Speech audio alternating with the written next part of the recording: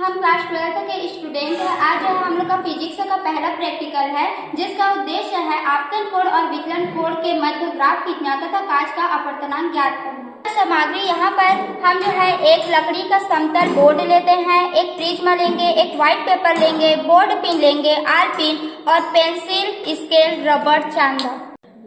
सबसे पहले लकड़ी के गुटके पर सफेद कागज को बोर्ड पिन की सहायता से लगा देते हैं।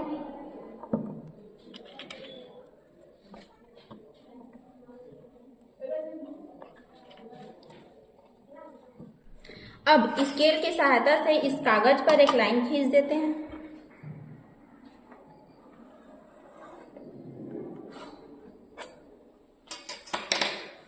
अब कांच के प्रिज्म के आधार को लाइन के ठीक ऊपर रख देते हैं।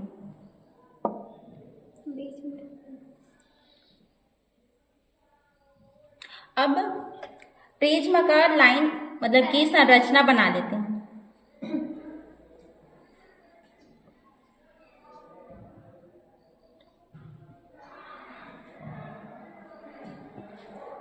अब कांच के प्रिज्म को हटा लेते हैं।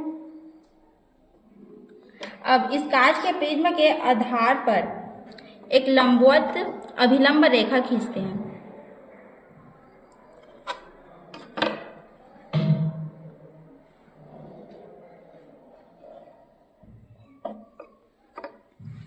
अब चांदे की सहायता से 30 डिग्री का कोण बनाते हैं।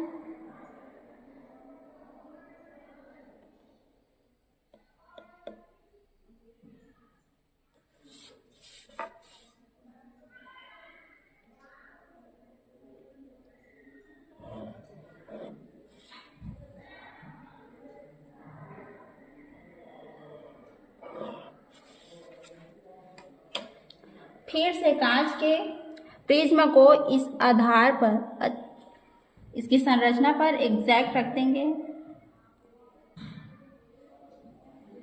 अब आल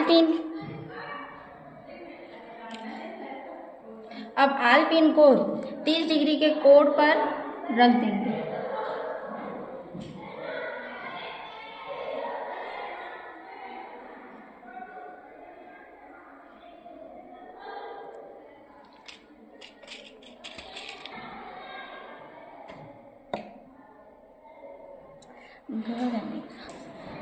हाँ ठीक। अब इसके बाद ये अभिलंब और ये आपतित किरण पी क्यू के बीच के कोण को हम लोग आपतन कोण आई है, जिसका मान 30 डिग्री है। अब प्रिज्म से हम बिंब देखेंगे।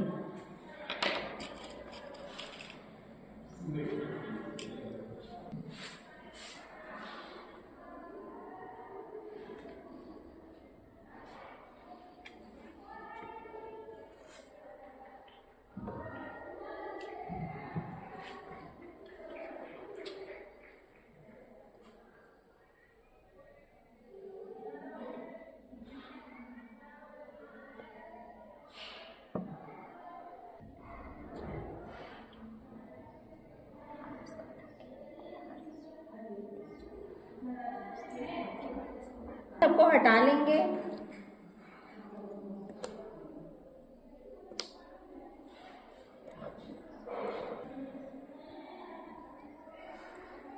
इसका नाम है P1 और इसका नाम है Q1। इसका नाम है R1 और इसका नाम है S1। आते हुए इस अभिलंब से मिला देंगे।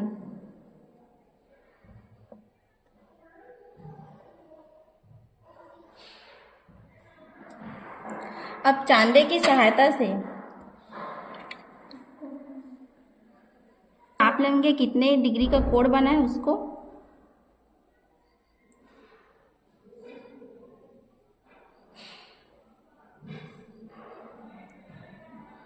और यहाँ पर जो कोण बना है वो 46 डिग्री का कोण बना है।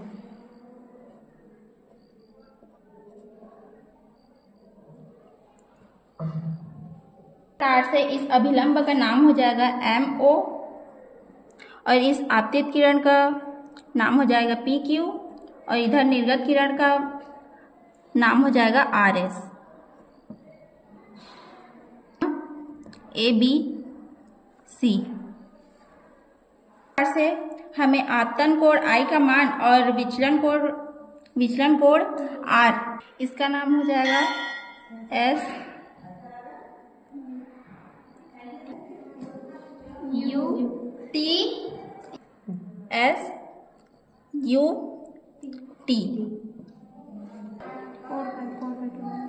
विचलन कोण SUT डेल बराबर 46 डिग्री। इस प्रकार जब हम आपतन कोण के मान को और बढ़ाते जाते हैं, जैसे अभी 30 लिए हैं, 35, 40, 50, इस प्रकार जब हम बढ़ाते जाएंगे तो विचलन कोण का मान कम होते जाता है। आपतन कोण का मान बढ़ाने से जो है विचलन कोण का मान कम होते जाता है। जैसे जैसे हम आपतन कोण के मान को बढ़ाते जाएंगे विचलन कोण का मान जो है घटते जाता है। लेकिन एक स्थिति ऐसी आती है जब हम आपतन कोण के मान को और अधिक बढ़ाएंगे तो विचलन कोण का मान बढ़ने लगता है, तो उस बिंदु पर हमें न्यूनतम विचलन कोण मिलेगा। कई प्रयोग किए। पहले पे जो है हमने आपतन कोण का मान 30 डिग्री लिया तो विचलन कोण का मान 47 डिग्री मिला। दूसरे पे 35 डिग्री लिया तो विचलन कोण का मान 43 डिग्री मिला। अब आपतन कोण का मान जैसे कि हमने 40 डिग्री लिया है तो विचलन कोण का मान 41 डिग्री मिला। फिर जो है जब हमने आपतन कोण का मान 45 डिग्री लिया तो विचलन कोण का मान 40 डिग्री मिला। आपतन कोण का मान जैसा हमने 50 कोण यहाँ पे लिया है तो विचलन कोण का मान 40 डिग्री मिला है। अब हम 55 डिग्री जब हम लेते हैं तो डेल विचलन कोण का मान जो है 42 डिग्री मिलता है। यहाँ पे जैसा कि हम देख सकते हैं, जैसा हमने आपतन कोण का मान हम बढ़ाते गए हैं तो विचलन कोण का मान जो है कम होते गए हैं, लेकिन इस कंडीशन पे जो है विचलन कोण का मान बढ़ गया है, 40 से 42 डिग्री हो गया है। तो यही इसी बिंदु पे जो है हमें न्यूनतम विचलन कोण मिलेगा। आपतन कोण और विचलन कोण के बीच जो है हमने यहाँ पे एक ग्राफ खींचा है। एक्स अक्ष पे आपतन कोण और वाई अक्ष पे जो है हमने विचलन कोण लिया है।